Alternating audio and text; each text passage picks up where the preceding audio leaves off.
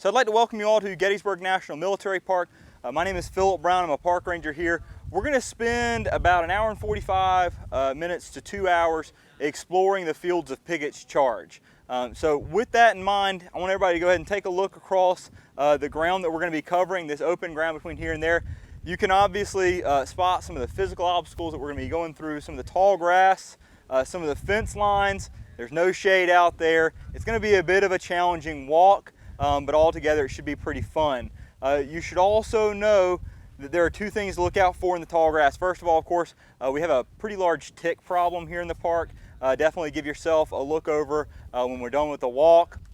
And also there's a great deal of standing water actually out in the field right now. We've had a tremendous amount of rains here lately. So we got that to look forward to as well on this talk. So with all of those things in mind, we're going to go ahead and get started with that battle walk. Today, we're going to be following in the footsteps of the brigade of James Johnston Pettigrew, a brigade of all North Carolina regiments. We're going to be talking about their fighting on July 1st, but we're actually going to be following in the footsteps of them here on July 3rd. So when we think about Pickett's Charge, and as a ranger you plan for these types of programs, you stand here and you look across the fields and you realize there's a lot of things that you could talk about. You could go in many different directions with this talk. We could spend some time talking about the size of the attack. We could spend some time talking about the experience in the middle of the fields. We could probably spend 3 or 4 hours talking about Robert E. Lee's perspective and why the attack took place. There's a whole different scenarios that we could go through in planning out this program. But what we're going to do today is we're going to start off with a question. My question is, how do you lead someone across that open ground? So we're going to approach this program through the perspective of the leaders of this brigade, the regimental commanders and also the brigade commander that's going to be in charge during this attack on July 3rd, 1863. To that end, I'm going to begin to introduce some characters. There's going to be a lot of different people that we're talking about, a whole big cast of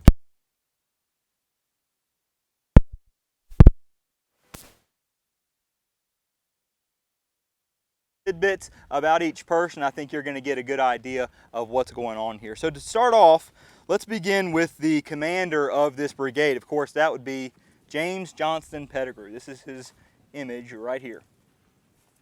Pettigrew is one of my favorite people in the entire American Civil War. Fascinating individual. He was born on July 4th, 1828 on the coastal plains of North Carolina. The first place that he attended school was a place called Bingham Academy. It's a real small military academy in Hillsborough, North Carolina, more in the center part of the state. Once he finished up there at that military academy, he decided that he wanted to attend UNC Chapel Hill, the University of North Carolina at Chapel Hill. He began his time there at Chapel Hill as a freshman at the age of 14. And I can tell you right now, I had my own struggles there at the age of 18 at the very same institution. It's not easy.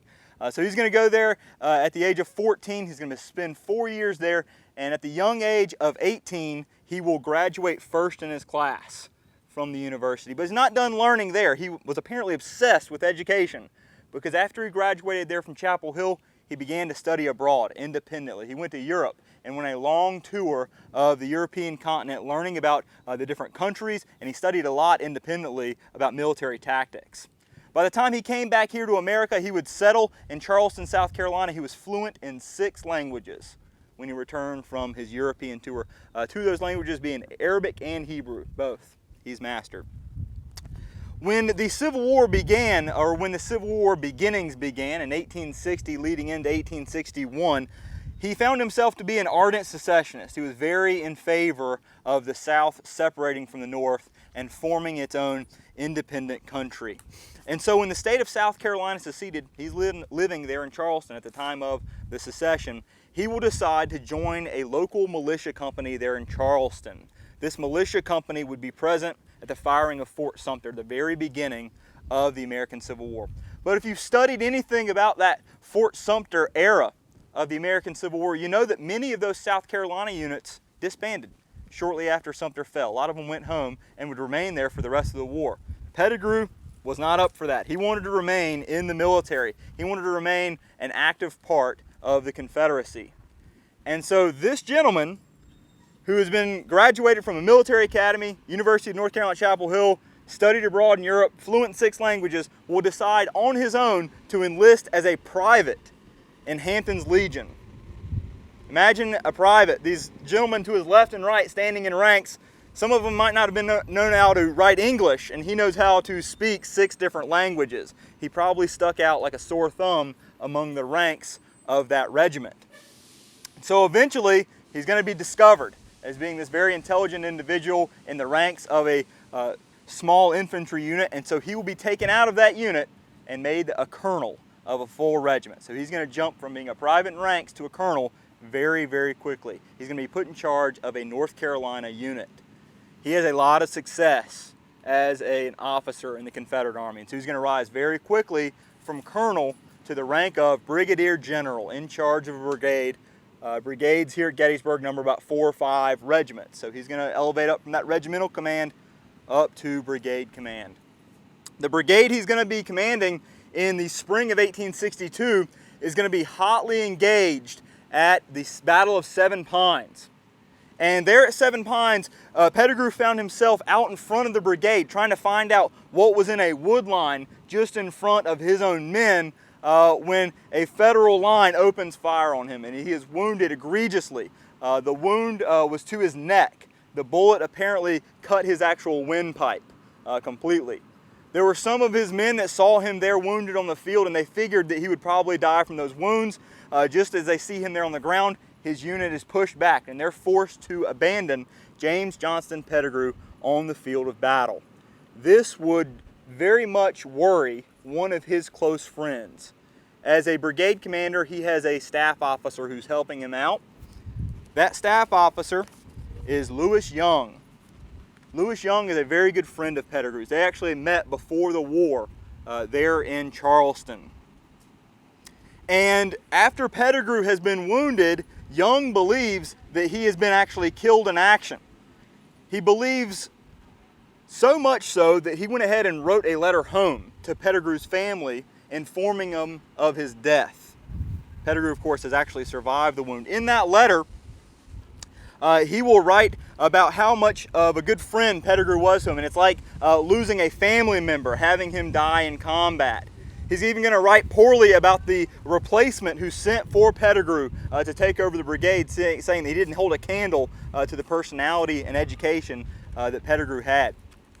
But of course, Pettigrew was not killed by that bullet that struck him in the throat. Right at the last minute, just before he probably lost his life due to blood loss, he gets a bandage from a Georgian soldier who's marching by. They're going to leave him behind, though, giving him that bandage, just hoping for the best. After they've left, Pettigrew, still laying out on the field there, is going to be shot once more by a ricocheting bullet and then bayoneted by a Union soldier who's been marching by, seeing him there still in the field. Very, very tough guy.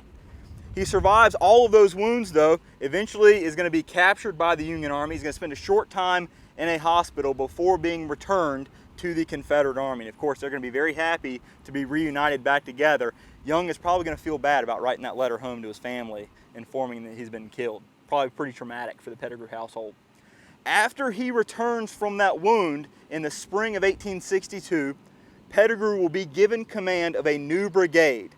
This will be the brigade that he commands here at Gettysburg. It will be made of the 11th North Carolina, the 26th North Carolina, the 44th North Carolina, the 47th North Carolina, and the 52nd North Carolina. It is a very large command that he takes over. We're going to talk more about those troops that Pettigrew receives to take charge of at our next stop. What we're going to do is we're actually going to cross West Confederate Avenue over to the west side of the road and talk more about the men that are in this new command that Pettigrew's got and their experience here in the beginnings of the Battle of Gettysburg. So with that, we'll go ahead and move over there. If you have any questions, I'll take them once we get over there on that side. All right? How's that sound? Anything at all? Yeah. Talking about how nice the weather was today. What was the weather like today in the chart? Great question. So we have recorded temperatures actually of each day, and they're in the high 80s on average for all the days.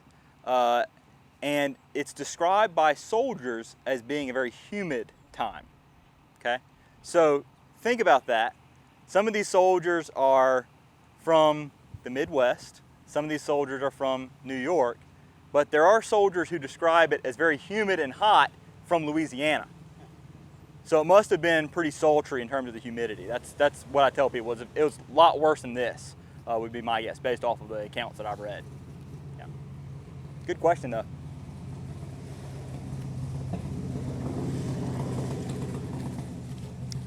Okay, so we're going to talk a little bit about this unit and how it's made up. Before we do that, I want to talk about how these regiments are formed. So each regiment on the battlefield, if you've done any exploring of the museum or the park property, you've probably seen monuments and seen writing in the museum for regiments, and each regiment has a number assigned to it.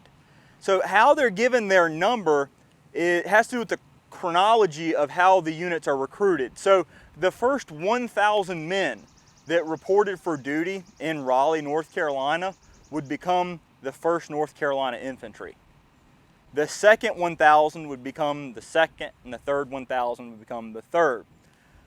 Where this plays into our program is that with the units I listed out, the 11th, the 26th, the 44th, the 47th, and the 52nd, there's a clear divide between lower numbered units and higher numbered units. We have the 11th and the 26th.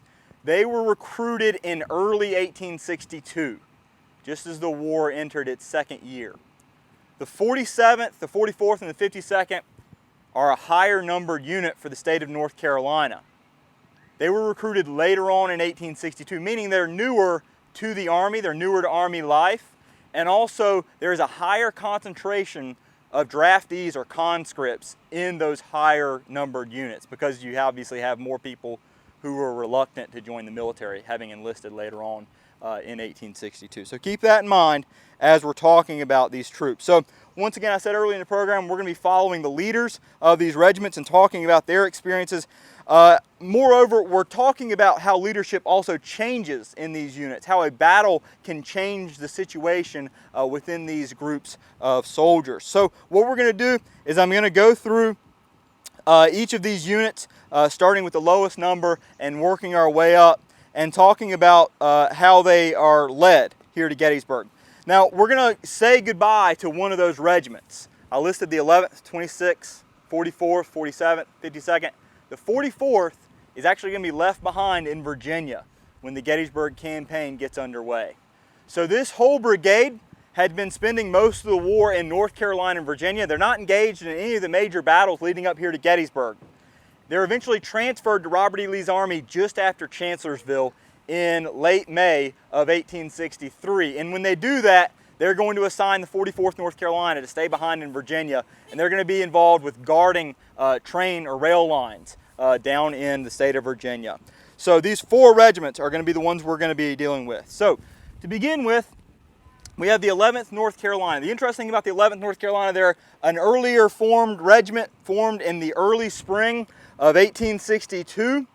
Many of them are made up of an older North Carolina unit that had been reorganized. In fact, this is the 1st North Carolina. The 1st North Carolina is recruited right at the beginning of the war in May of 1861. They participate in a lot of the battles throughout the rest of the year in 1861, but eventually, due to casualties taken, they're going to be reorganized. They're going to disband and send some of the men out to other units and completely reorganize into a new unit. Many of them go over to the 11th North Carolina. So while many of the men in this brigade have not seen a lot of combat, the men in the 11th, a lot of them have in the prior units that they had served in. They're going to be led to Gettysburg by this individual here. This is a guy named Colonel Collette Levin Thorpe. Collette Levin Thorpe does not sound much like a name of someone from the state of North Carolina. In fact, he's not from North Carolina. He's not from the United States. He's actually from England. So he's a British officer who's come over here to serve. He was a fairly wealthy individual. When he is given command of the 11th North Carolina, he apparently rode up on his horse in front of the unit and went to give them their first order that he ever issued, and they immediately began to chuckle at his accent. They thought that he was some kind of dainty Englishman, but he's actually a very hard fighter, and they come to respect and love him. So he will be in charge of about 620 men of the 11th North Carolina when they arrive here at Gettysburg. Moving on to another regiment. The person who will be in charge of the 26th North Carolina when they arrive here is Colonel Henry King Bergwin, Jr. He is also a graduate of the University of North Carolina. He graduated class of 1857, but he didn't want to finish his education then, so he went and studied at the Virginia Military Institute, graduating in the class of 1861, right at the outbreak of the American Civil War. He is going to be made colonel of the 26th North Carolina after their first colonel departed. Here's some Civil War trivia. Does anybody know who the first colonel of the 26th was? He's a guy named Zebulon Vance, and he departed the colonelcy to become the governor of the state. He actually ran for office while a colonel of the unit. Won the race, becomes the governor of the state. Bergwin is made the colonel. Now, the reason I bring that up is because there's a lot of people that did not like the fact that Bergwin was made the colonel of the regiment. They don't think he's old enough. He's only 21 years old here at Gettysburg, in charge of 840 men. Very young officer. In fact, the youngest colonel in the Confederate Army. Moving up to the 47th North Carolina, unfortunately for us, the men of the 47th must have not liked to have their picture taken. I have no images of anybody from the 47th. But they're going to be led here to Gettysburg by a guy named George Faribault. Faribault was from Wake County, which is the county that Raleigh is in, very center of the state, the seat of the state government. And he was a planter before the war, so he's one of your classic large plantation owners. He's going to be 31 years old at the time of the Civil War beginning, making him 33 here at Gettysburg. He commands about 567 men in the 47th when they come here to Gettysburg. Now, you've heard me say these units didn't see a lot of combat, and they started out in 1861 at 1,000 men. So what's happened to these units? Why are they so small? Desertion and disease. Those are two major problems for these units. More people are killed during the Civil War of disease than combat when it's all said and done by 1865. Okay, moving up to the 52nd North Carolina, our last regiment in the brigade. They're going to be led here to Gettysburg by James Keith Marshall. James Keith Marshall has a grandfather named John Marshall. He was the Chief Justice of the United States Supreme Court before the war. Marshall graduated from the Virginia Military Institute class of 1860. He's a teacher in the state of North Carolina when the Civil War begins. At the time of the battle, he's only 24 years old, so another young guy. That is going to conclude for the setup leading up here to Gettysburg. So we've got these individuals all leading this brigade. They're going to be made a part of Robert E. Lee's Army of Northern Virginia in mid and late May, and they're going to begin the trek north. And this is going to be their first major chance to get into combat. They've heard about the fighting on various battles from newspapers, from letters home, from their brothers and cousins, but they have never had a chance to do what they're about to do here at Gettysburg. The mountain range that we can actually see from here, that's the South Mountain Range. Lee marched north on the western or other side of the mountain range throughout the month of June 1863. They're going to be making their way along into Maryland and eventually here to Pennsylvania on the other side of the range, sort of scouting out the land, trying to figure out what was in the area. Robert E. Lee has intentions of fighting a battle somewhere in the north, but he doesn't know exactly where he wants to fight it. That decision is more or less going to be made for him here later on in the program. George Meade is going to be taking command of the Union Army, and he is going to be marching north following Lee and trying to track him down. Lee would eventually get word that Meade is headed north with a 95,000-man Union Army, and he will look for a place to concentrate his forces, to bring them all together onto one battlefield. And that will, of course, lead us to Gettysburg. Raise your hand if you've ever studied Gettysburg on a map. If you've ever looked at it, even on a road map today. What are constantly coming in and out of the town of Gettysburg? About 10 of them. Roads, that's exactly right. Both Meade and Lee are looking at maps and they realize that Gettysburg is an important place if you're trying to transport people or supplies through south central Pennsylvania. So both of them become curious about what is in the Gettysburg area.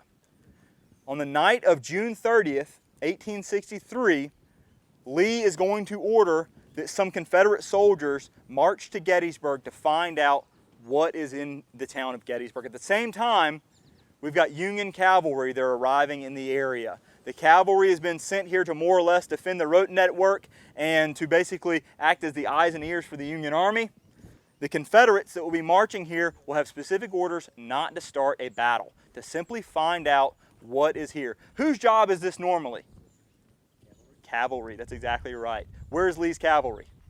Nowhere to be found. Yep, and they didn't even know where they were at the time either. So the cavalry is not present, so we're going to send in some infantrymen. Guess what? It's going to be this unit. Pettigrew's brigade are going to be the ones sent here on June 30th to find out what is in the town. Reports vary as to how far towards the town of Gettysburg they got. Some of them have them all the way up here to Seminary Ridge. They would have come down Route 30 from the west, headed towards town. That would have been the Chambersburg Pike at the time, or the Cashtown Pike as you get closer to town. They made their way here to this area, and they actually were able to spot some of Buford's cavalrymen. So they go marching back with no orders to start a battle here at Gettysburg. So they're going to go all the way back and report to their corps commander, who is A.P. Hill, that there is Union cavalry in the town of Gettysburg. There's only one problem with that report. These gentlemen are new to the Army, and in fact, they're not very well trusted. And so A.P. Hill and Robert E. Lee both will deny that claim. They won't think that there is cavalry here. They don't believe that to be true. The reason being is that they're used to the Union Army marching about 10 miles per day. George Meade is moving the Army about 25 miles per day. So they're marching very, very fast. It surprises both Lee and A.P. Hill and the like. So they're not going to believe the men of Pettigrew's brigade. New to the Army, they're only prior experience with some light combat and some reconnaissance duty in Virginia. They're not used to these big battles, these long marches, not used to seeing lots of enemy soldiers, so they're not to be trusted. And so the next day, Lee will decide, with A.P. Hill, to send a reconnaissance in force towards Gettysburg, about 5,000 Confederate soldiers. Pettigrew's brigade, by the way, numbers about 2,500 men. So they're going to double the size of the Confederate infantry, headed here on July 1st, with again, orders not to start a battle, simply to find out what is in the town of Gettysburg. This leads us to about 7 a.m. on July 1st, when the Battle of Gettysburg begins, just over here, again, to our west, down the Chambersburg Pike. Fighting breaks out shortly after 7 a.m. Neither Robert E. Lee nor George Meade are present here through the morning phases of the battle on July 1st. So the situation is more or less out of their control. Men begin to march down the roads towards the sound of fighting.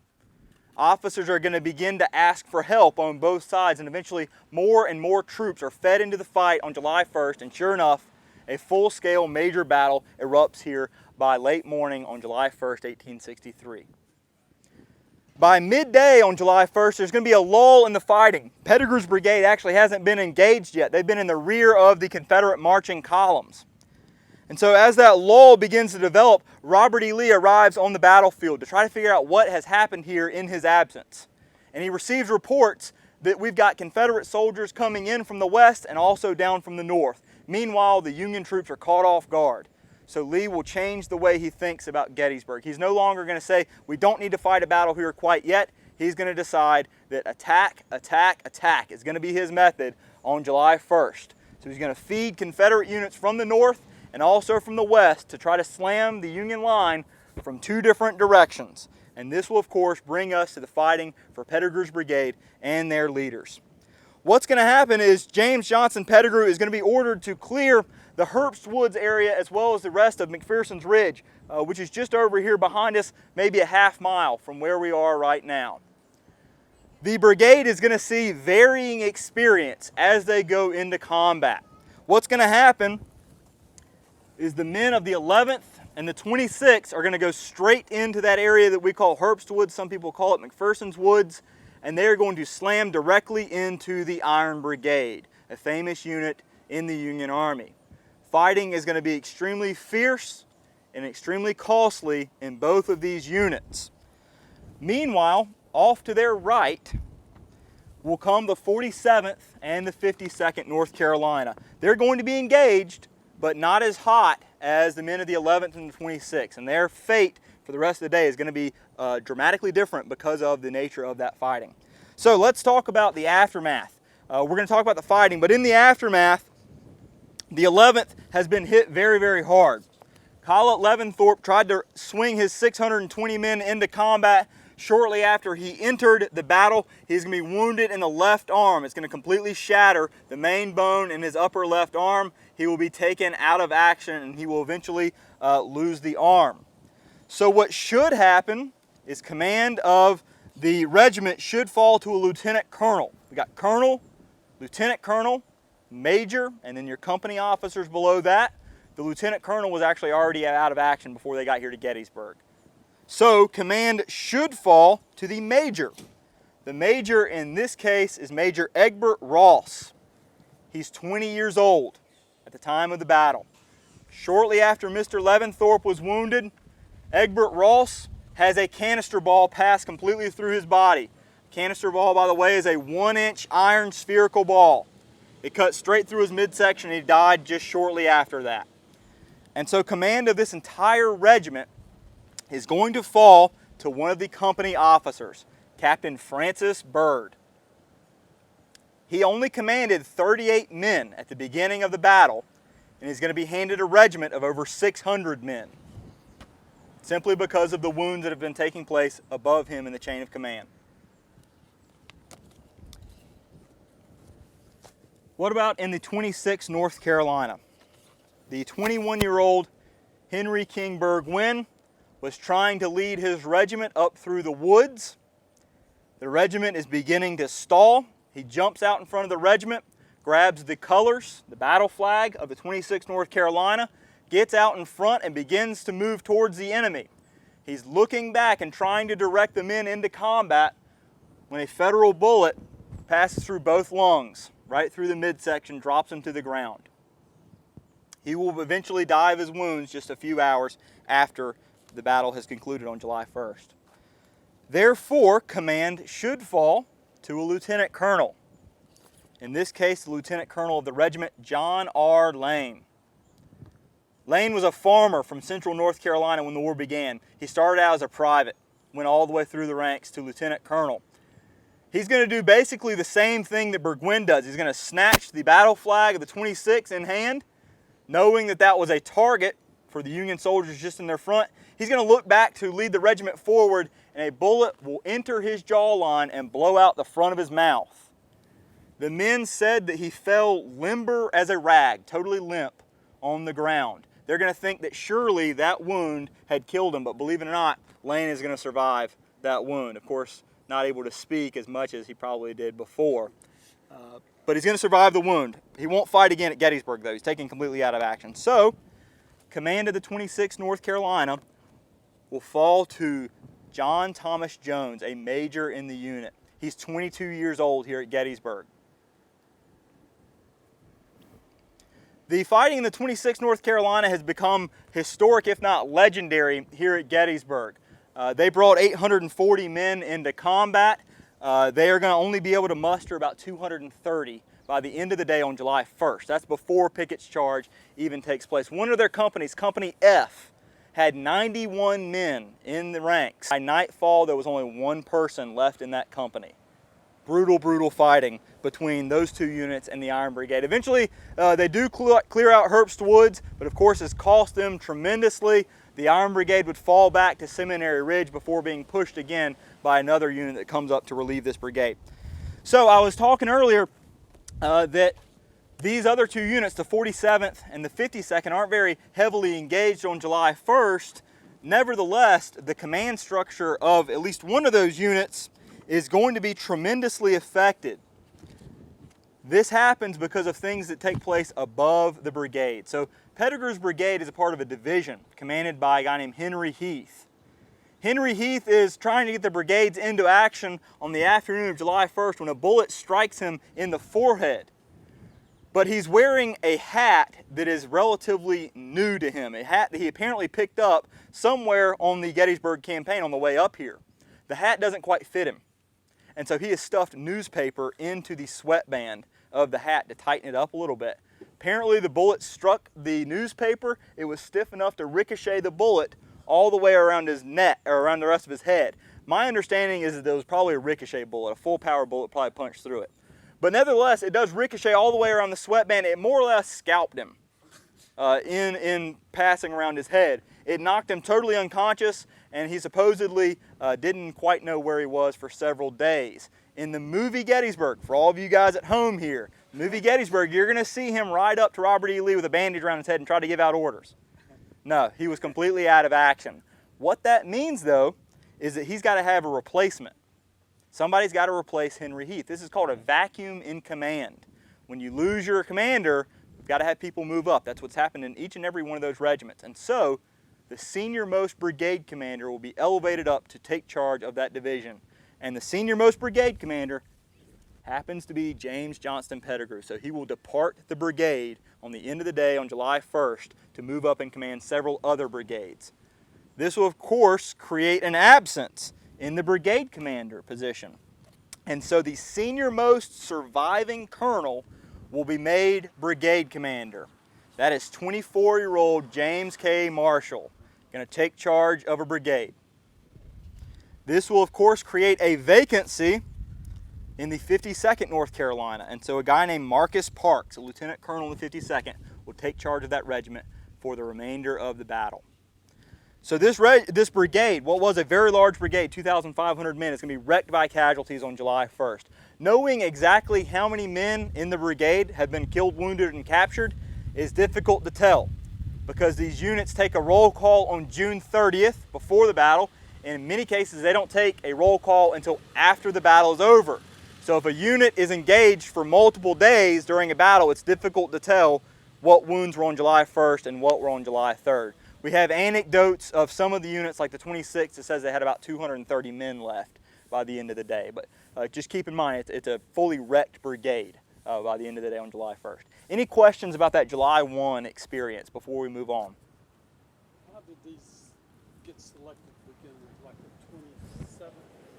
Mm-hmm. I mean, how did he end up getting to be a commander? Okay, so how did the colonels end up to be colonels? Believe it or not, they're actually elected.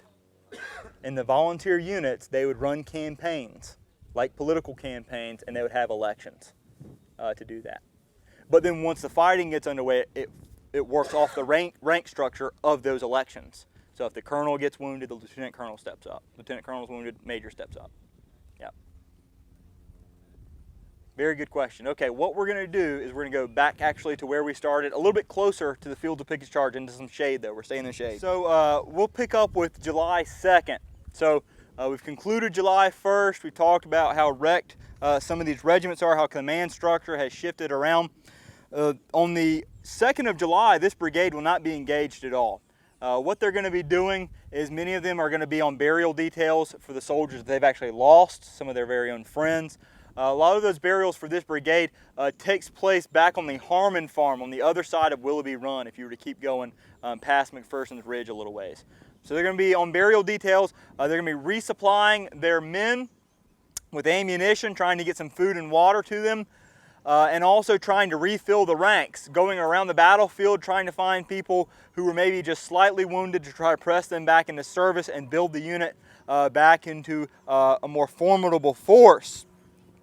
This will lead us through the fighting on July 2nd. Many of them will talk about being able to hear the fighting that would have gone on over here to the south, and also over here on the other side of Cemetery Hill, on Culp's Hill as well. But for the most part, they're just going to be spectators on July 2nd. That's going to be just fine for them though, because they're going to be hotly engaged here on July 3rd. So I want to break for a moment from the brigade and talk about some of the thinking that goes in behind this historic attack that we now call Pickett's Charge. To begin with, can anybody tell us what was Lee's original plan the morning of July 3rd? It looks nothing like the actual event. Anything at all? Okay, we'll catch you all up to speed then. What Lee wants to do morning of July 3rd is he wants to restart all of those attacks to the south. He wants to re-attack Little Round Top and Devil's Den and the Peach Orchard and the Wheat Field. He thinks that those lines are close to breaking based off what's happened on July 2nd. At the same time, he wants to attack Culp's Hill, which has already been attacked the previous day. He wants to attack both flanks of the Union Army on the morning of July 3rd. At the same time, he has his newly arrived cavalry under Jeb Stuart. He plans to send them around the rear of the Union battle lines and attempt to cut their supply lines that feed them here at Gettysburg. Very bold plan for the Confederate Army here on July 3rd. In fact, it proves to be too bold for the Confederates.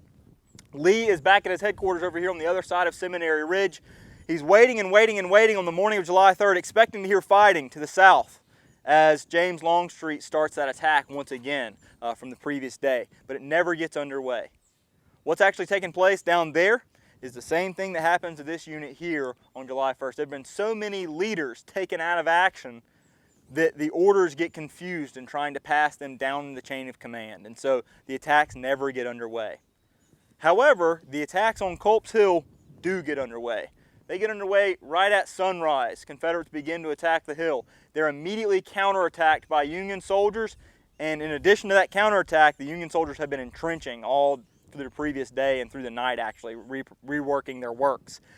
And so the attack will be stopped very quickly there on Culp's Hill. Meanwhile, the cavalry is going to try to slip around the morning of July 3rd and get into the rear of the Union Army, but they're going to be stopped by Union cavalry, a large battle on East Confederate field. That's what or East Cavalry Field, I should say, over northeast of the town of Gettysburg. So now, put yourself in Robert E. Lee's shoes. It's 10 o'clock in the morning, and basically everything that you have planned for the day is no good.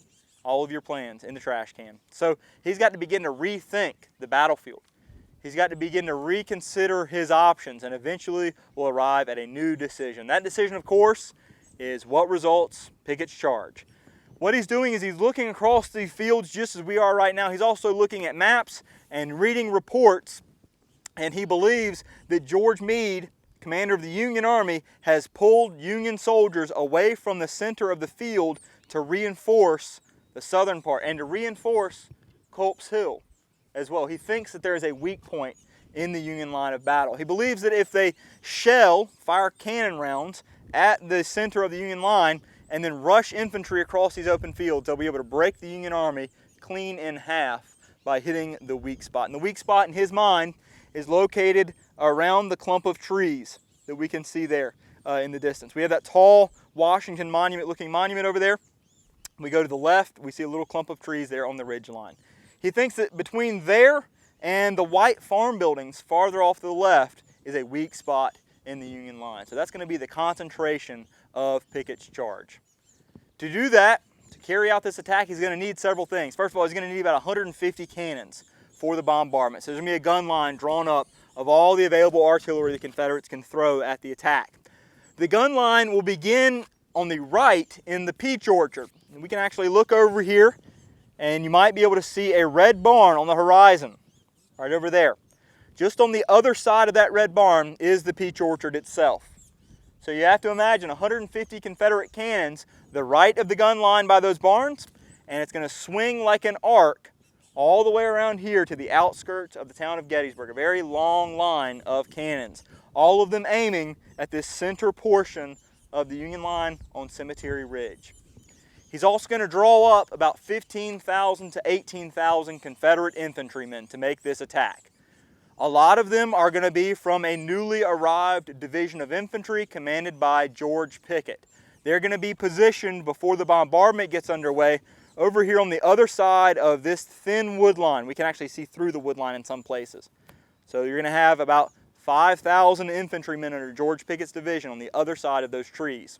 On our side of the trees are going to be a mixture of different brigades made up from 2 different divisions. So what we're going to have, I'm going to run through them real quickly. Over here, we've got the Tennessee Memorial behind the camera. The Tennessee Memorial marks the approximate location of the brigade of James J. Archer, now commanded by Burkett Fry. We've got a replacement brigade commander right over there. He's got a very small brigade compared to Pettigrew's. So we've got them over there, Tennesseans, and actually mixed in with them Alabamians. Where we're standing right now is the North Carolina Brigade of James Johnston Pettigrew. To the left of Pettigrew, working in this direction, is Davis's brigade, a Mississippi and North Carolina brigade. And farther to their left is the brigade of John Brockenbrough, an all-Virginia brigade as well. All of these brigades that I've just listed out will be commanded now by James Johnson Pettigrew. Those are the soldiers that Pettigrew now commands as the acting division commander. Robert E. Lee is going to ride up and down the ridge several times before everything gets underway. And he passes right through here along Seminary Ridge, probably on the backside over there. And actually most of these soldiers are inlaying on the backside of the ridge. And he looks among the brigades and he says one thing to a staff officer. He points to both Archer's brigade and to Pettigrew's and some at Davis's, and he says that I'm missing many friends from these units. Lee is beginning to realize how bad they've been hit on July 1st. And so these brigades over here are going to get some support. They're going to get some additional Confederate infantrymen to come in behind them. These are now commanded by a guy named Isaac Trimble, the new division commander for them. He's a replacement as well. These are going to be the brigades of Scales and Lane, both North Carolina brigades, backing up Pettigrew as well as Fry over there. So you have to imagine Lee's riding up and down the ridge. Pettigrew's doing the same thing, communicating with each of these brigades.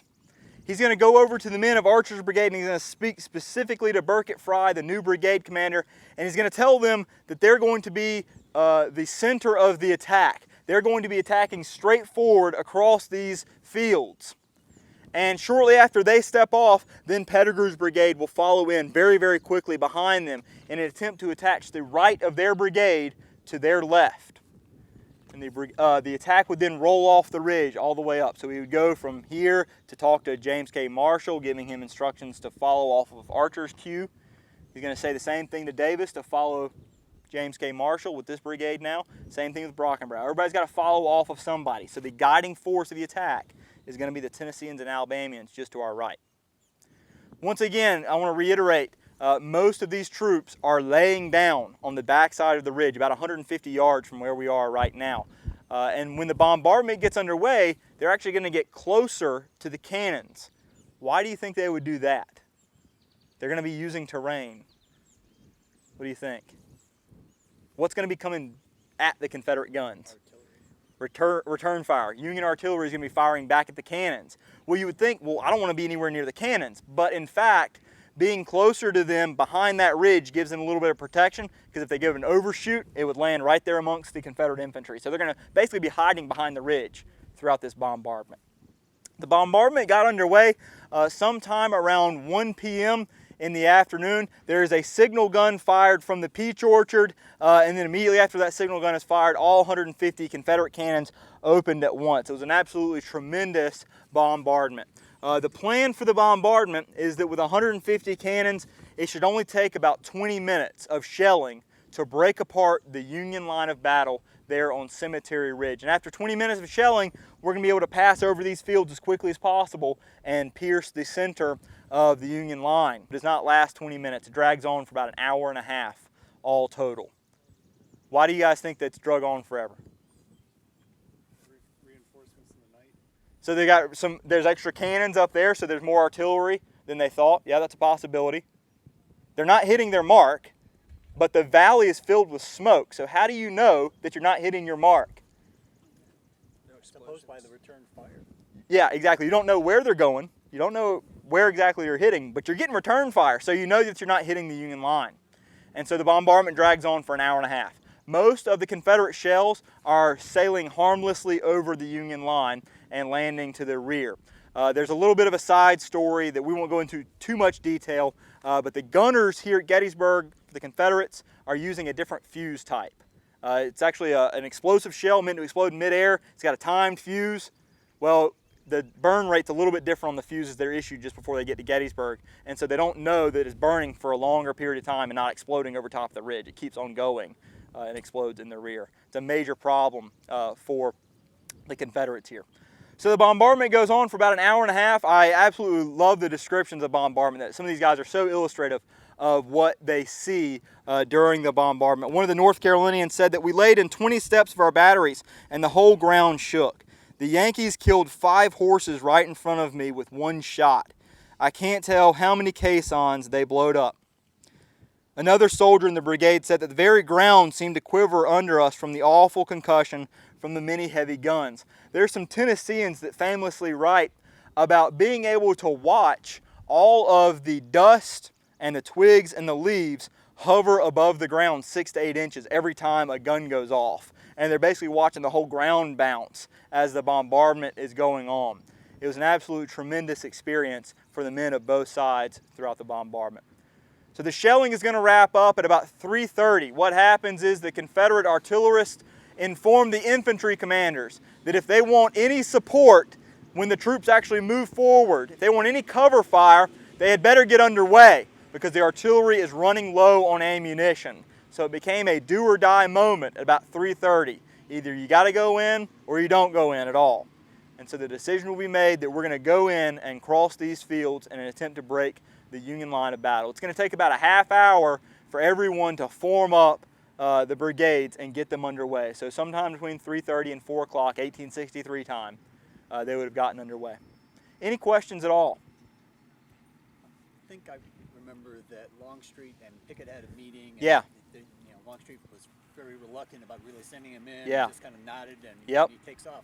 Who notified Pettigrew that it was time to go? Same thing, it comes down the chain of command from Longstreet. Longstreet's put in charge of the entire attack, Yeah. even though everybody on this side of the wood line is technically in a different corps So somebody from sent a his. staff officer or somebody Yep, down. sent over, yep.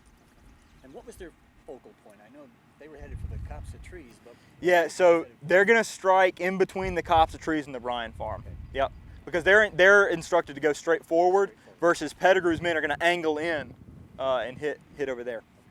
Great question. Do you have one? Or was it answered? I'm just curious. Wasn't Joshua Lawrence Chamberlain's group moved to the center of the line after? Unfortunately, they weren't. Oh, no? The movie gets that wrong. So in the movie, they needed somebody from the cast in the center of the attack. It's true. And so that they manipulated Chamberlain's character to be moved to the center of the Union line. He's actually over on, my understanding is Big Round Top throughout most of. Yep. Yep. Great question though, because that's a major confusing point for the battle for most people. I was floored when I learned about it too myself. You can't trust movies anymore. No, not even in 1993. Okay, so what we're going to do now is we're going to go ahead and cross the fields. We're going to end up on the opposite side of Cemetery Ridge over here on the other side of the fields. Once again, in between the white building and the clump of trees in that open ground, about center of that line. So if you're actually not interested in walking all the way across, you can meet me over there and catch the epilogue. We are going to be talking though at stops in the middle of the field. So with that, we're going to go ahead and get underway. We're going to be moving fairly slowly, watching our step and getting through the tall grass. So let's go ahead and hit it. Okay, so we were talking earlier about the nice weather. We're out in it now. So we've moved about 100 yards. No, we moved about 200 yards from Seminary Ridge, from the North Carolina Memorial. We're out in the middle of the fields. And we're going to talk about how the attack got underway. These stops will be faster or shorter than the ones in the shade. We're going to talk more extensively in an epilogue up at Cemetery Ridge. But I wanted to point out a couple of things. This is how a soldier in the 47th North Carolina recalled the beginning of the attack. This soldier remembered that the voice of our Colonel George H. Furboldt, remember the guy who made it through all the fighting on July 1st, was heard loud and clear.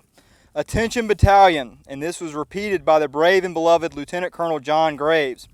Every man sprung into line and was ready to go forward, but the men knew not where, for the ridge just in front of the 47th obstructed the view of the regiment. Remember I was talking about them staying on the back side of Seminary Ridge throughout the bombardment. So they're standing up, they can't even see what they're about to march into. The order was soon given to move forward, which was done in good order and without confusion. Passing our batteries, the field was before us. It was entirely open, except here and there an old homestead and one or two roads with a number of good strong rail and post fences. That's one of the neat things about these accounts. With the way that the Gettysburg battlefield is now managed, we can look across and see almost everything that they're talking about. With the homesteads across, we're going to be passing through one of those homesteads in just a moment. And the road out in front and the strong rail fences that they're going to have to contend with as they move forward. I wanted to point out real quick how Marshall, the 24-year-old colonel who's now commanding this entire brigade, has laid out the brigade on the ridge to make the attack. According to the soldiers, he put the 47th North Carolina on the far right, then the 26th, and then the 52nd, and finally the 11th. And I think what's interesting about that, and I think this is part of Marshall's thinking, he is alternating the units that were hit hardest on July 1st. He didn't want the 11th and the 26th fighting right next to one another, having taken such heavy casualties. He probably was afraid morale was pretty low in those two units, and obviously they'd have a weakened force of fire once they got up there on the Cemetery Ridge. So he's going to alternate the regiments in that line of battle. They're going to clear through the Confederate cannons and move into this open ground. And according to the men that made the attack, especially between Pettigrew and Young, the trouble for this entire attack began on the left of the brigade. So again, reiterating, the plan is for Burkett Fry, now commanding Archer's brigade, to move straight forward. Off of his left would be Pettigrew, and then Davis and Brockenbrough. Well, Fry got off underway just fine. Pettigrew's brigade apparently began moving forward, but there's been some confusion in Joseph Davis's brigade. They didn't step off quite on time. Pettigrew's looking up over his shoulder. Both him and Young are both mounted on horseback, and by the way, Young has come with them when he's elevated to division commander. Pettigrew wanted to make sure of that. They're riding together, looking out over their left shoulder, expecting to see Davis moving out. He's not moving forward. Neither is Brockenbrough. It's a domino effect because they're all leading off of one another. So Pettigrew sends Young, Lewis Young here, to go and get Davis underway. Shortly after Young began to ride his horse back towards Davis's brigade, here came Davis, the whole brigade coming through the wood line. This brigade of Mississippians and North Carolinians apparently was making a wild careening movement. That's how it's described by Young, forward. There's no measured control in the brigade. Both the Tennessee and Alabama and the North Carolina brigades are moving forward at a nice steady marching pace. Davis is making his way as quickly across the field as possible. So it's an out of control assault. Looking back over their shoulder, they're expecting Brockenbrough to follow Davis, but he does not do so. And so Young turns to Pettigrew again and says, "Do you want me to go get Brockenbrough underway?" And apparently Pettigrew said to Young that it was of no use and not to worry about it. Brockenbrough has a particularly bad reputation among the Army of Northern Virginia. Young would later write that the brigade suffered from chronic demoralization and was, and I quote, "of no value in a fight." And so they're just going to leave Brockenbrough up on the ridge for just a moment. They're going to continue to march forward, and eventually that Virginia brigade comes springing out of the wood line in a very haphazard formation, sort of like Davis. It's out of control on Pettigrew's brigade's left all the way across the field, and that's going to play into the story later on at our next stop. Any questions before we get going? Yeah, I've got one. If Brockenbrough's brigade was considered in such low esteem, why were they put on the far left of the line? It's a good question. I have the same question as why are these two wrecked brigades put in the very center of Pickett's charge? My understanding, and this is a criticism of potentially of Robert E. Lee and potentially of the entire Confederate staff corps, is that there's very poor reporting in between the brigades. They don't get good reports to the corps commander, and the corps commander does not report to Robert E. Lee very quickly. There's many instances in this battle where I don't think Lee has an understanding of how bad some of the units either are functioning or from their casualties as well. So I think it's a simple staff work issue. Good question though. Was this fence line here? My understanding is this fence line was, yep. But it would probably been broken up by the skirmishers during the bombardment, knowing that they'd be moving forward. Both Confederate and Union sides during Pickett's charge have skirmish lines out in their front, thin lines of infantry meant to feel out the immediate front of the marching units. Taking down fences and moving their way through the fields to clear them out of any potential Federal sharpshooters or anything like that. Yep. Wouldn't it have been cleared out from the day before? Part of the fields. Yeah, Wright's brigade and part of Posey would have cleared these fence lines as well, making their way to the Bliss Farm. That's a good point as well. Yeah. Okay, what we're going to do now is we're going to continue down here to the grounds of the Bliss Farm and talk about the brigade over there. All right, so this will be a real quick stop. It's a chance to catch our breath. We are here on the property of the Bliss Farm. Just behind the camera is a big mound with undergrowth on it. That is actually the old bank for the Bliss barn. It was a classic, Pennsylvania Dutch bank barn. The Bliss Farm stood here in the fields of Pickett's charge here. It's used by both sides as a skirmishing and sharpshooter holdout, so much so that eventually on July 3rd, before Pickett's charge, a Union officer orders it to be burned. And so it would burn down just before Pickett's charge gets underway. So what I'm getting at is that Pettigrew's brigade, they talk about passing through the area and the smoldering remains of the farm, and it also gave them, down in the lower ground here, a brief respite. And we'll be able to see that potentially down here as we move along. In that respite, meaning the low ground that would hide them from the Union artillery, they're going to gather up their skirmishers, collect them. The men that were moving in that thin line out in front would fall back, knowing that it was a short, quick assault to the Union line. So they're going to gather their strength. They've cleared out all the Union skirmishers that were in this area on their way across. But of course, in doing so, in passing from Seminary Ridge to the Bliss Farm, they've already taken pretty substantial casualties from the Union artillery that remained on Cemetery Ridge. They would start out by firing some solid shot from their 12-pound guns that would bounce into the ranks of the North Carolinians, of course a 12-pound solid cannonball, and then eventually they would switch to their case shot and shell, the explosive ammunition. Keep in mind, the entire assault from Seminary Ridge to Cemetery Ridge is within range of the rifled guns that are there on Cemetery Ridge. So shortly after they got underway, they were almost immediately subjected to shell fire.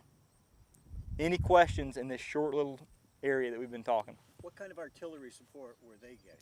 Well, shortly after they got off, maybe at that first stop already, they're getting support fire from all the Confederate guns. How long that lasted is really unclear, and also when it started, because they're going to have to get a safe distance out in front, and then once they get close to the Union lines, obviously the Confederate guns would stop firing, knowing that hitting the Union soldiers would mean also hitting Confederates. Okay, what we're going to do is we're going to continue through the orchard and follow a fence line all the way to the Emmitsburg Road. So again, this is just another quick brief stop here along the Emmitsburg Road. The Emmitsburg Road was fenced on both sides. It's been mistaken to be a sunken road in 1863. It's actually just got ditches on both sides. And this more or less becomes a threshold for every Confederate unit in this attack. Because here at the Emmitsburg Road, all of the small arms, all the rifles and muskets would open up on the Union line of battle, firing towards us, and all the guns would probably switch to their short-range canister ammunition as well. So this is going to be a really horrendous spot for pretty much every Confederate unit involved. Specifically for Pettigrew's brigade, one of the men in the 47th would later write about crossing the fences. This is a very memorable moment in the attack. This man said that while crossing one of the many fences, I was shot in the leg and thrown from the fence. When I arose, the remnant of our once fine regiment had been reduced to a mere handful of brave men, still going forward from 30 to as close to up to 10 steps to within the rock wall. He continued to write that the largest number of those who got out of the charge were those who had been slightly wounded before they got too close to the Union line, and those who were wounded early enough in the charge to be carried back by our own men. Anyone in between those two parameters, he said, had a pretty tough time crossing these fields. Specifically for Pettigrew's brigade, it's interesting to note one of the things that's going on in their front, they have the 14th New Jersey Infantry facing them down. The 14th New Jersey has a portion of their unit armed with Sharps rifles. Those are breech-loading target guns. So they're very, very accurate and they're very quick to load. They can fire nearly 10 rounds in a minute. So they're going to be shooting very quickly and very accurately. In addition, a lot of the men in that unit have multiple Confederate muskets from the previous day's fighting. Those fighting across this open ground, they've gone out and collected extra muskets from the Union or from the Confederates that lay on the field. So they've got multiple loaded guns at their fingertips, able to pick them up, fire them, throw them down, pick up another one. What I'm getting at is extremely high rate of fire that is subjected onto Pettigrew's brigade. Again, I was saying earlier, the trouble is on the left. That's going to be the same up here.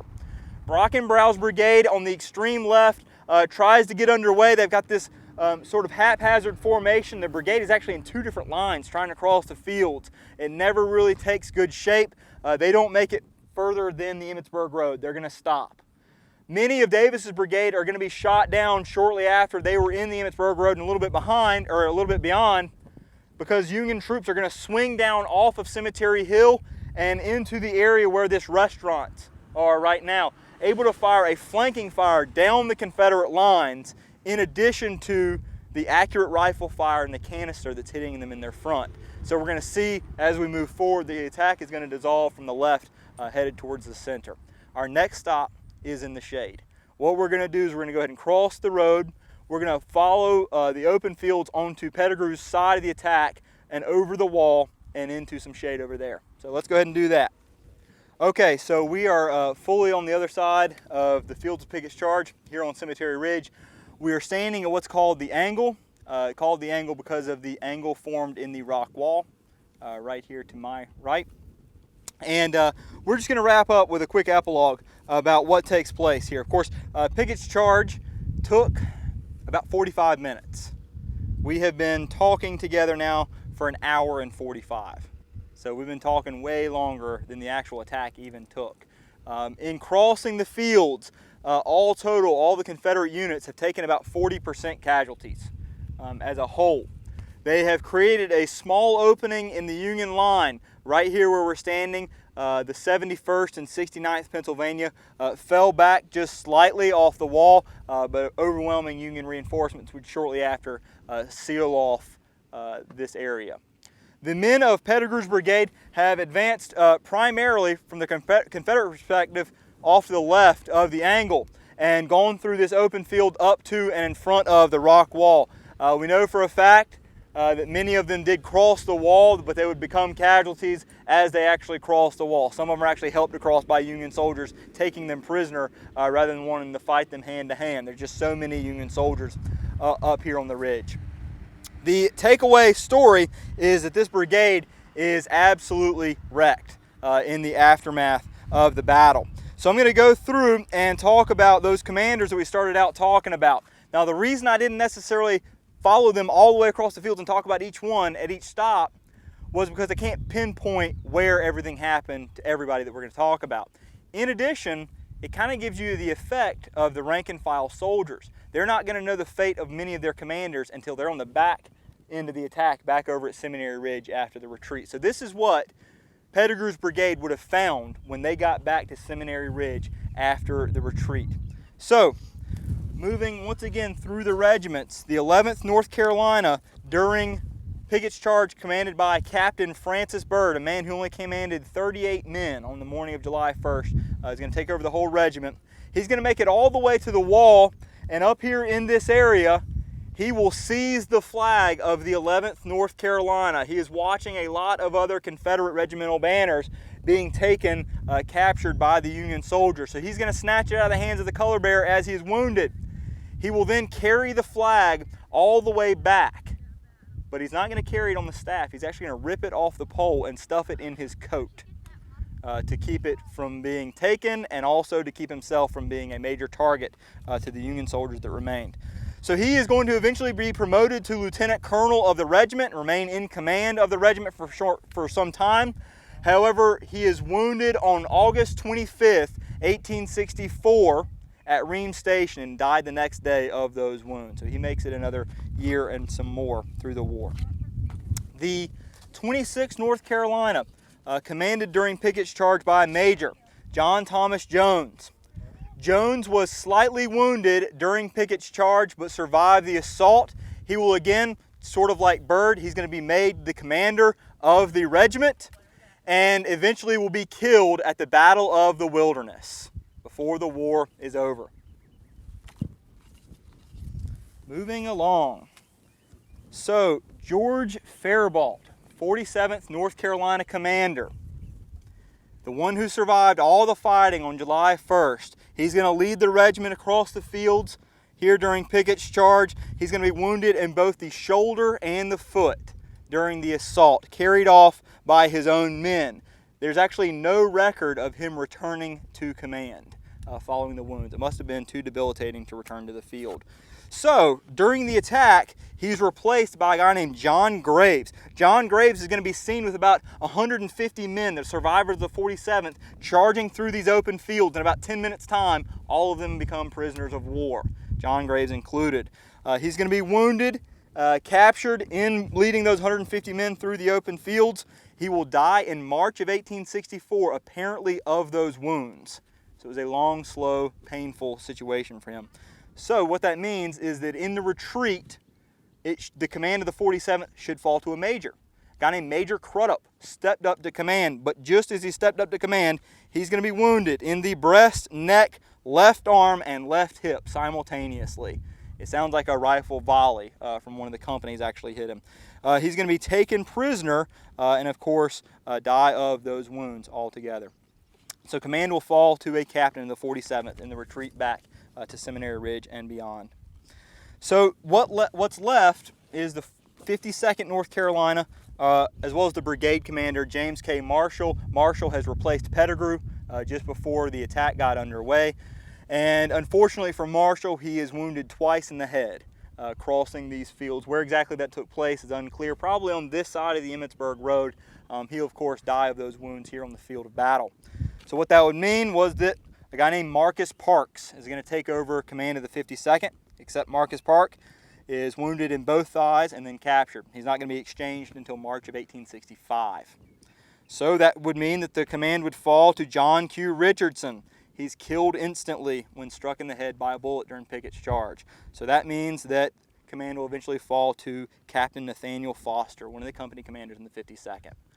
This regiment, or this brigade, was brought here by a team of colonels. It's led away simply by a group of captains left to command the regiments. What is the fate of the two main characters of the program, Pettigrew and Lewis Young?